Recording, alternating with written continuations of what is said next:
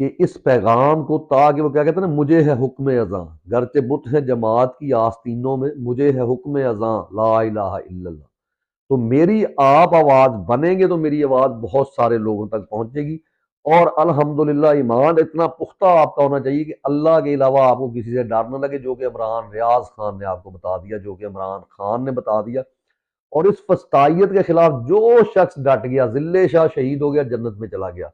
अरशद शरीफ साहब को अल्लाह जन्नत में बुलंद दर्जे देगा, और इसमें तो कोई शक ही नहीं कि वो बंदा कायद आजम जैसा शख्स, जो अपने आप को मुसलमान सही समझता था, ये लोग उनके खिलाफ प्रोपेगेंडा करते हैं। उन्होंने कहा था कि नजात का वाहद जरिया यह है कि आप सच के लिए शहीद हो जाए। और ये इस्लाम भी यही कहता है कि आप जब अमर बिल मारूफ व नहिया अनिल मुनकर के ऊपर चलते हुए अगर शहीद हो जाते हैं, तो फिर आप जन्नत आप पे वाजिब हो जाती है। अल्लाह ताला कुरान में कहता है कि जब आप शहीद होते हैं तो मैं आपके छोटे मोटे गुनाह